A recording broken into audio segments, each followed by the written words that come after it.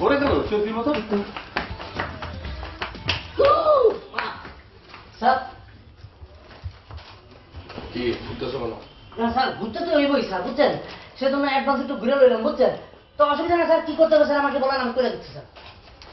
এটা অফিস না পাগলাগার? কারো ঘোরানো থামাতে হবে, কারো গানে পাইপ লাগাতে হবে, কারো দাঁত লাগিয়ে দিতে হবে। স্যার, পরিস্থিতি এখন অন্যদিকে মোড় নিয়েছে স্যার। প্রতিদিন সকালবেলায় অফিসে আসার সময় স্ত্রীর কাছ থেকে দোয়া এবং বিদায় নিয়ে আসি, যে চেহারা নিয়ে অফিসে আসলাম সেই চেহারাটা আবার ফিরিয়ে নিয়ে যেতে পারবো কিনা। স্যার, এই চিন্তা শুধু আমার আর আমার স্ত্রীর। স্যার, আমি তো স্যার এখনো বিয়েই করতে পারিনি স্যার। এর আগেই স্যার আমার দাঁতের 2 পার্টিশন খুলে নেওয়া হলো। একবার আপনি চিন্তা করে দেখেন স্যার, আমার কি অবস্থা হবে।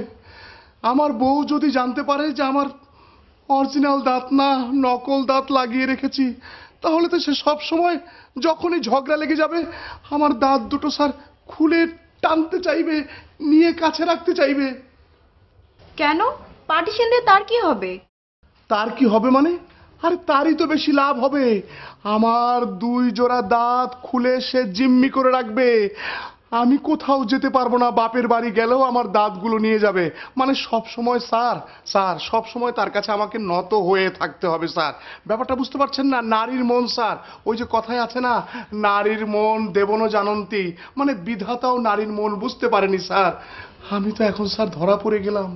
শোনেন, মেয়েদের নিয়ে এত গবেষণা না করে নিজের কাজে মন দিন, তাহলে আর পার্টিশন নিয়েও চিন্তা করতে হবে না, নিজের ফিউচার ওয়াইফ নিয়েও চিন্তা করতে হবে না। মুকেশও আছে, একটা জরুরি মিটিং করে এর ভিত করতে হবে। মুকেশ, তোমার এত পরিবর্তন হলো কেন? স্যার, আমার ভিতরে তো কোনো পরিবর্তন আমি দেখতে পাচ্ছি না। আমি কি চেয়েছিলাম জানেন স্যার? আমি চেয়েছিলাম মানে একটা পরিবর্তনের মাধ্যমে খারাপ জিনিসগুলোকে ভালো করে ছাড়বো, সোজা করে ছাড়বো। পারলাম না স্যার। এই যে স্যার দেখলেন না, যৌথ বাহিনীর সময় আমাদের দেশে কত খারাপ মানুষের আবির্ভাব হয়েছিল। যেই তারা ডান্ডা বের করলো, সব ঠান্ডা হয়ে গেল। তারপরও স্যার, খারাপ কখনো ভালো হয় না। আমি স্যার বেটার কিছু করার চেষ্টা করেছিলাম, আসলে ওইভাবে বেটার কিছু হয় না আমাদের দেশে। কি করবো বলেন স্যার? তাও ভালো, 100% খারাপ লোক থেকে এখন মনে করেন যে 2% ভালো হওয়ার চেষ্টা করছে। খারাপ কখনো ভালো হয় স্যার বলেন? তাই আমার চেষ্টাও বিফল। উদ্দেশ্যটা মহৎ, কিন্তু তুমি তো আমার উপর স্টিম রোলার চালাচ্ছ। ব্যবসায় ধস নেমে গেছে, আমার স্টাফদেরকে তুমি পঙ্গু বানিয়ে ছাড়ছ। পঙ্গু না স্যার, এদেরকে ভালো করানোর চেষ্টা চালাচ্ছি। ওকে স্যার, আমি আর কথা বলতে পারছি না, আমার এখন সময় নেই, এক্ষুনি বাইরে যেতে হবে। Good bye.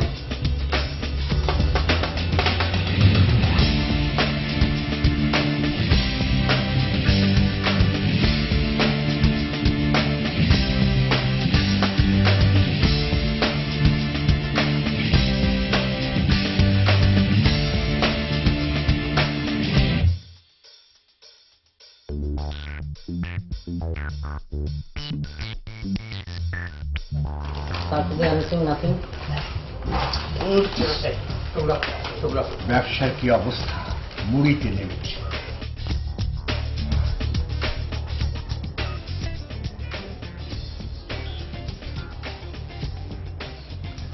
এই তো মনে হয় সুযোগ। এই সুযোগ থেকে হাসপাতাল থেকে পালাতে হবে। এখন যদি আমি পালাতে না পারি, তাহলে এরা কিছুতেই আমাকে ছাড়বে না, আমাকে কিছুতেই ছাড়বে না। এখনই আমাকে পালাতে হবে, আমাকে পালাতে হবে। নিন, আপনার খাবারের সময় হয়ে গিয়েছে, তাড়াতাড়ি খেয়ে নিন। খাবারের সময়? হ্যাঁ, কিন্তু আমি তো এই ঘাস ভাজি খাবো না। আমাকে আমাকে পোলাও কোরমা দিন, আমি পোলাও মাংস খাবো, পোলাও মাংস খাবো আমি। থামুন, টাকা দেওয়ার সময় খালি কমাতে চায়, আর এখন বলে পোলাও মাংস খাবো। এখন থেকে নিয়মিত এই মেনুই চলবে আপনার।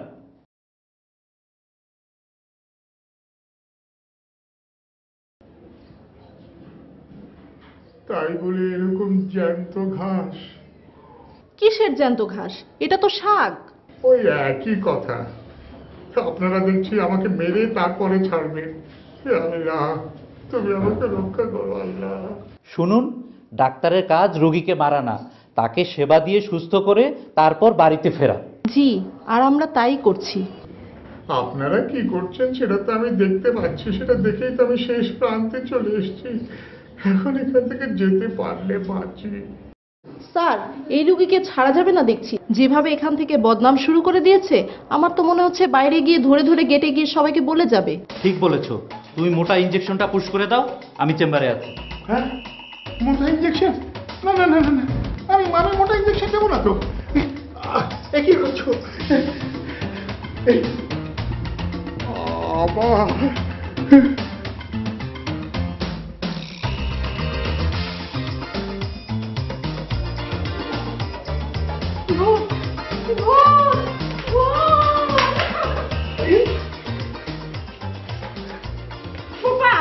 আবার কি বলো, এ যুগে কোনো ভূত আছে নাকি? মানুষই হলো আসল ভূত। কেউ কোনো খারাপ কাজ করলে তাকে ভূত বলে একটা এলাকা দেখতে দেয়। না বাবা, আমি নিজের চোখে দেখেছি। সত্যি? কোথায়? তোমার ঘরে। আসো দেখি, আসো।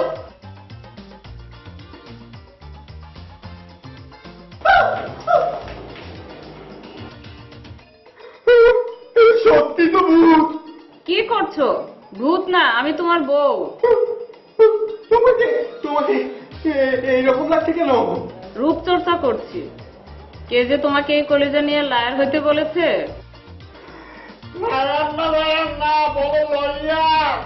ওই হলো লায়ার লয়ারের একই কাজ। ভূতের আওয়াজ শুনলাম মনে হয়। ওই দেখা দেন, এক কোপ মেরে কল্লাটা আলাদা করে ফেলবো। সে কি কথা? ভূতের কলা আলাদা করা যায় না। যাই মানে, জীবনে এরকম কাজ অনেক করছি, খালি দেখাই দেন। তুই সুযোগ পেলে মিথ্যে কথা বলিস। দারোয়ানের কাজ করস, চোর ঢোকার সময় দেখিস না, আর ঘরের মালিক ঢোকার সময় তুই আটকাস। কি করবো কর? আমার কাছে তো মালিকের চেহারা আর চোরের চেহারা সবই একই মনে হয়। এই জন্যই তো পেজ গিলে যায়। চোররে ধরলে শুনি মালিকরে ধরছি, আর মালিকরে ছাইরা দিলে শুনি চোররে ছাইরা দিছি। সেই দিন নতুন মেহমানদের সামনে আমাকে কি অপমানটাই না করলো। এরকম দারোয়ান রাখার থেকে না রাখাই তো ভালো। এইটুকু বুদ্ধি খাটাতে পারিস না? কি করে খাবি জীবনে? আর মনে হয় এমন হবে না। যাও, আর যাওয়ার আগে আমার চেহারাটা ভালো করে হাত দিয়ে ধরে দেখে যাও, আর যেন মেহমানদের সামনে আমাকে এইভাবে অপমানিত হতে না হয়। বুঝেছো কথা? যথেষ্ট, যাও এখন। ঠিক আছে, আসসালামু আলাইকুম। এই সমস্ত লোক আমার একদম পছন্দ না।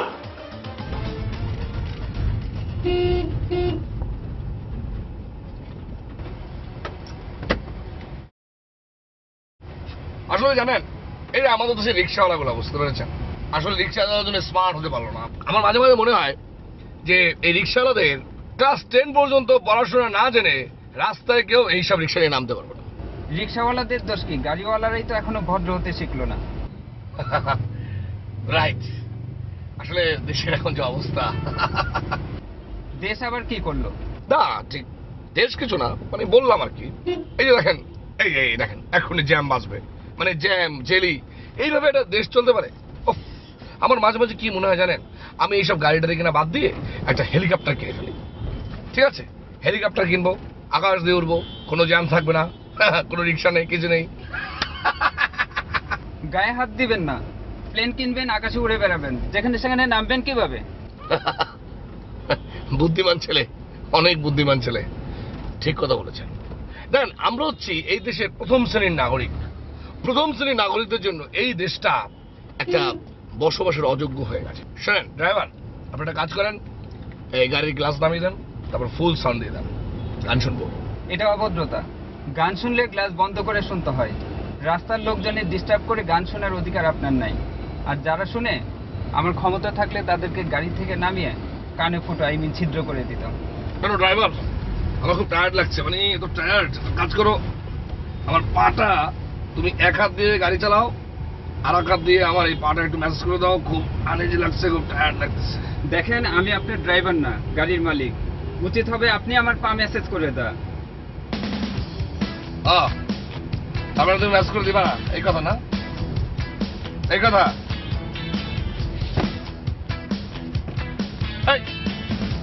এই গাড়ি থাকো। গাড়ি সাইড করো, এখন গাড়ি সাইড কর, আরো সাইড কর। এই কেন তো আমার জন্য একবার সেট কিনে নিয়ে এসো তো, যান সেট খাবো। বললাম তো আমি আপনার ড্রাইভার বা কোনো সেলসম্যান নই। এই গাড়ি কিনবে কে? এই গাড়িটা কিনবে কে, তুমি না আমি? আবার তুমি করে বলছেন, মনে হচ্ছে নতুন উৎপত্তি। নতুন উৎপত্তি মানে কি? নতুন টাকা হলে যা হয়। নামেন, আপনার কাছে আমি গাড়ি বিক্রি করবো না। হ্যাঁ বেটা, আমার কাছে টেস্ট করেন, আমি 100 কিলোমিটার 100 কিলোমিটার মানে এখন যদি আমি যাবো কিভাবে? পকেটে টাকা নেই মনে হয়। এই টাকা নাই মানে? টাকা নাই মানে কি? আমি এই গাড়ি কিনবো না। পকেটে টাকা নাই না? আমার পকেটে টাকা নাই, তোর পকেটে টাকা নাই। তুই দেখ আমি কয় টাকা করে কিনি। আমি আপনার গাড়িতে যাবো না। আপনি কি মনে করছেন আমি গাড়ি কিনতে পারবো না?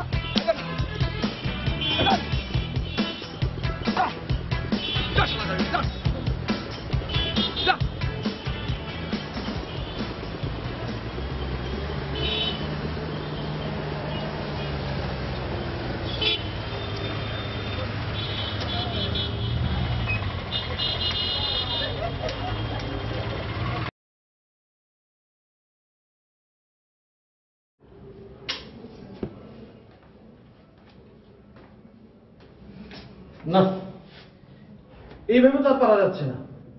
একটা কিছু বুদ্ধি এবার বের করতেই হবে। ঠিক বলেছ, আমি তো সেই কখন থেকেই ভেবে যাচ্ছি, কিন্তু আমার মাথায় তো কোনো বুদ্ধি বেরোচ্ছে না। আমার মাথায় একটা বুদ্ধি এসেছে। তাই নাকি? কি মধু? আপনি জহির, মানে আপনার এই কামটা করতে হবে। আমাকে? কারণ আপনার ভিতরে একটা বদবদ চেহারা আছে। কি মানে বদবদ মানে হারামি হারামি চেহারা, তেজি তেজি চেহারা আছে। গণিতাবাদ দিয়ে আপনার কথা বল।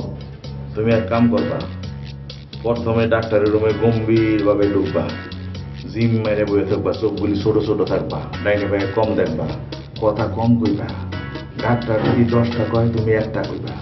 তারপর আস্তে চোখ দুইটা মেইলা কইবা কি আমগো রোগী কই, উনালে লুকায় রাখছি আমি, তাড়াতাড়ি ডয়ে হ্যাঁ তারা আমি দেখতে চাই। ঠিক বলেছ। হ্যাঁ বাবা, পারবে তো করতে?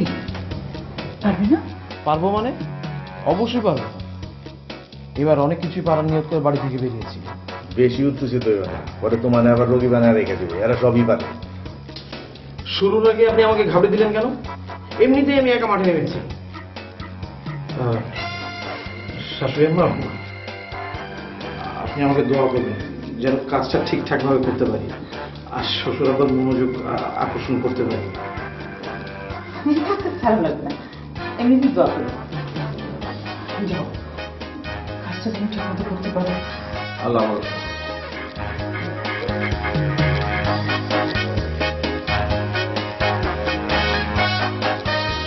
আল্লাহ তুমি ওদের দেখে শুনে দেখো, গেল তো বড় আশা হয়ে, পরে ডাক্তার রান্নারে আস্তা ভাঙিয়ে শুয়ে থাকে।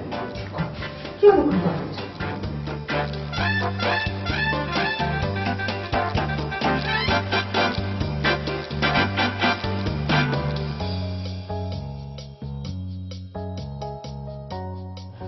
এই কে আপনি? এরকম হুড়মুড় করে ঢুকলেন কি করে এখানে? দারোয়ান? না না প্লিজ, দারোয়ানকে ডাকবেন না। আমি হচ্ছি ওনার হবু জামাই, মানে এখন একটা সুযোগ নিতে এসেছি বলতে পারেন, মানে বিয়ের পারমিশনের জন্য, বাবাকে দেখতে আর বাবার কাছ থেকে পারমিশন নিতে। এই যে বাবা, তুমি এসে গেছো। দেখো তো আমি সুস্থ মানুষ, আমাকে জোর করে ধরে ইঞ্জেকশন দিচ্ছে এরা। তুমি কিছু বলো না কেন বাবা? বলো এদেরকে, আমি তো সুস্থ মানুষ। কি হলো বলছো না কেন?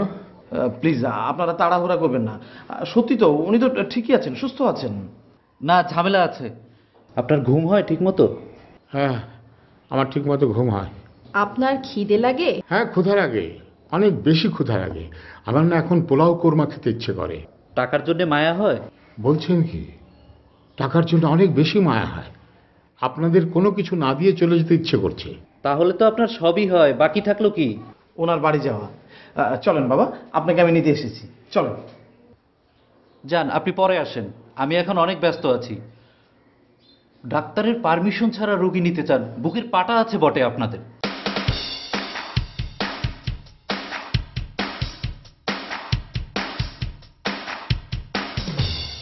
আরে বড় ভাই, আপনি আমার রুমে এসিতে বসতেন, আমি চলে আসতাম। হ্যাঁ, এদিকে যাচ্ছিলাম, ভাবলাম একটু আপনার লগে দেখা করে দেয়, আমার হাতে টাইম বড় কম। আচ্ছা, উনি আপনার বড় ভাই হন কি করে?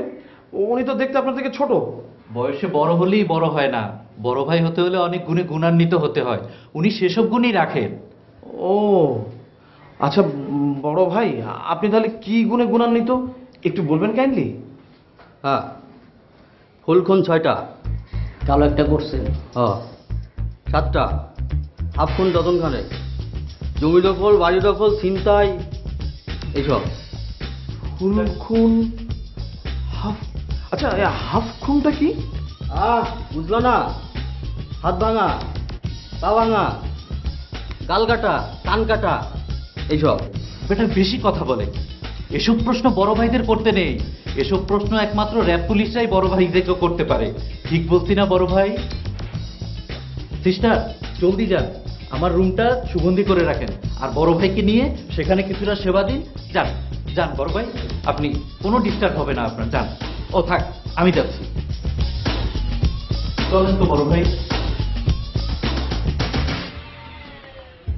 এই যে শুনুন। জি বলেন। এখানে কোনো ধরনের সমস্যা হলে আপনি আমায় বলবেন। জি, বড় সমস্যায় আছি, মানে এদের সাথে কথা বললেই ব্যবসায় ধর। চলেন আপনি, চলেন চলেন চলেন।